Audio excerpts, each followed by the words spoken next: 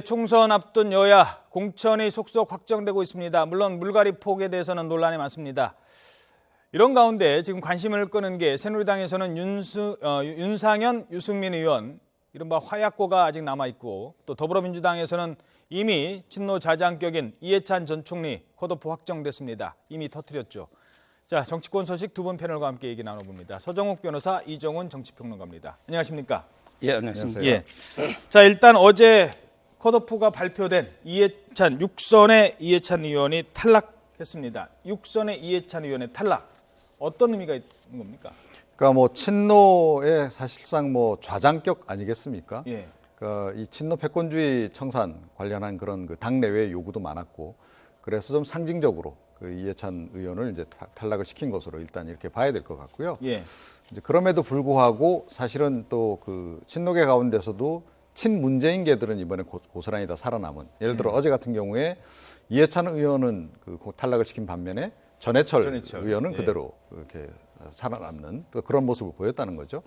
그래서 그 평가가 좀 이제 엇갈리고 있는 그런 그 국면이다. 현재는 지금 그렇게 봐야 될 것 같습니다. 예. 자, 그러면 이해찬 의원이 빠진 더불어민주당은, 그러니까 뭐 그 위다웃 이해찬이면은 네. 친노가 아닌 겁니까? 더불어민주당이 어떻게 평가를 해요? 이만큼 했으면 친노 배제의 노력을 했다라고 평가할 수 있을까요? 그런 그 평가가 좀 엇갈리긴 하는데요. 예. 그러니까 지금 현재까지 탈락한 의원이 지금 25명 정도 되는데, 그 가운데 14명이 어찌됐건 범친노로 예. 알려져 있습니다.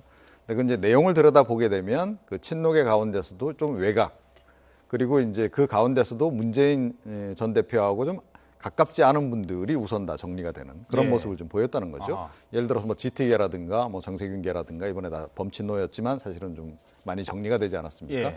그래서 친노가 이제 친문으로 좀 확실하게 좀 그 바뀌어간.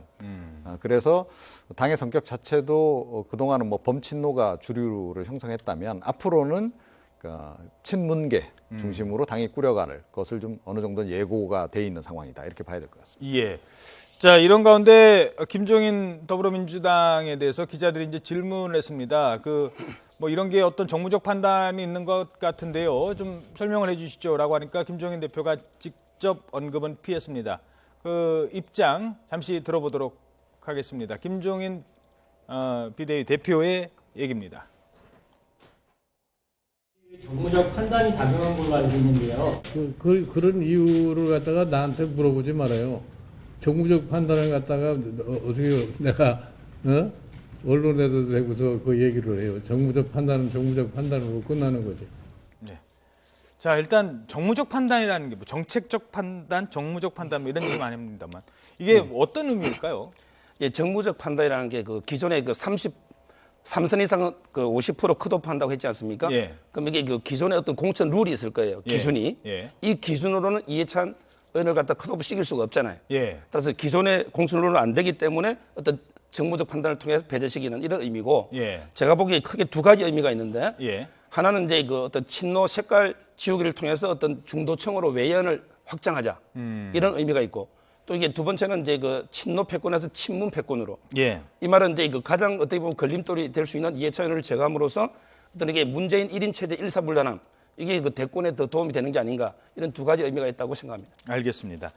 자, 사실 뭐 좀 지난 얘기입니다만 이 정무적 판단이라는 게 정치적 관계에 의한 판단, 이런 수를 바둑으로 말하면 이런 수를 뒀을 때 나머지 수가 어떻게 움직이는 것까지 생각하는 판단입니다. 자, 그런데 과거 사진 한 장이 바로 오늘 조간에 나오면서 이해찬, 김종인 두 사람의 관계가 조명이 되고 있습니다. 1988년으로 돌아가 보도록 하겠습니다. 사진 한 장 보시죠. 자, 맨 왼쪽에 앉은 안경을 낀 분이, 왼쪽은 김종인 대표의 당시 사진입니다. 그리고 오른쪽 이해찬 당시 후보, 역시 이 지역이 관악을입니다. 1988년 관악을 총선 유세 때 세 사람이 앉아 있는데 그중에 두 사람만 저렇게 사진을 모아봤습니다. 28년 전의 악연. 그때는 이해찬 의원이 이겼어요. 그렇죠. 예. 그러니까 사실은 이해찬 의원도 그 당시 평민당 초선 처음 이제 국회 진입하는 과정이었거든요. 예. 요즘 식으로 얘기하자면 인재 영입 케이스로 이제 들어가서 저때 이제 첫 출마를 하신 거고, 김종인 의원 같은 경우는 이미 이제 국회의원 비례대표를 이제 재선을 했던 이제 그런 그 상황이고, 사실은 여권 내에서 상당히 그 당시만 하더라도 좀 소장파 중에서는 좀 힘 좀 쓰는 이제 그런 그 경우에 속했거든요. 근데 두 분이 이제 격돌을 했는데 사실은 뭐 근소한 표차로 이제 떨어진 그런 이제 전력이 있긴 있고요. 그래서 저때 악연 때문에 이번에 이해찬 의원을 결국은 저렇게 공천에 탈락시킨 거 아니냐, 이런 얘기도 지금 일각에서 나오고 있고, 기자들이 보니까 김종인 대표에게 굉장히 직후게 질문도 하고 그러던데요. 예. 그때 그 상황하고는 뭐 지금 워낙 또 오래된 일이기 때문에 그때의 사적인 감정 때문에 이번에 어떻게 했다, 이렇게 보기는 그렇죠. 좀 힘들 물론 것 같고요. 그런 차원에서 저희들이 사진을 보여드린 건 네, 근데 아니고요. 어찌됐건 두 분 다 굉장히 젊네요, 지금 보니까. 네. 결국 친노가 뭐 정청래 의원도 재심 청구했으면 받아들여지지 않았고요. 어떻게 보십니까? 이쯤 되면 아까 제가 잠시 들렸습니다만 이쯤 되면 김종인 비대위 체제가 할 만큼 했다라고 평가받을 수 있을까요? 예, 그렇죠. 저는 이게 그 민주당의 어떤 공천 성공은 정청래 의원하고 예. 그다음에 우리 이해찬 의원 예. 두 분이 아마 시금석이 되지 않을까 봤는데 두 분 다 컷오프가 되지 않습니까? 예. 따라서 이게 어느 정도 그 친노 색깔 지역에는 성공은 어느 정도는 된 면이 있습니다. 실제 그 김종인 위원장이나 문재인 의원 두 분 다 입장에서 보면 예. 이해찬 의원이 두 분 다 어떻게 보면 컷오프가 두 분 다 하는데 유리하다는 거죠. 무슨 말이냐면 이게 김종인 의원이 총선 후에도 계속 당의 주도권을 잡고 킹메이커로 가기 위해서는 가장 걸림돌 되는 게 이해찬 의원이고, 예. 그다음에 이게 문재인 의원 입장에서도 솔직히 불감청 고소원이 아닌가. 예. 왜냐하면 이게 자기가 이해찬이 치는 거 자기도 원하지만 감히 어떻게 할 수는 없는데 차도산 일이 아닌가 이런 생각이 듭니다. 예. 야권 얘기하는 김에 뭐 국민의당 얘기를 더 얘기를 좀 해보도록 하겠습니다.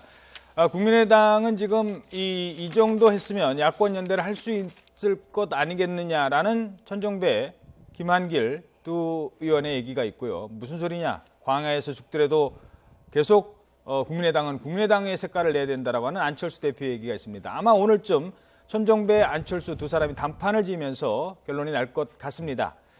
자, 그런데 여기서 조금 하나 생각을 해볼게요.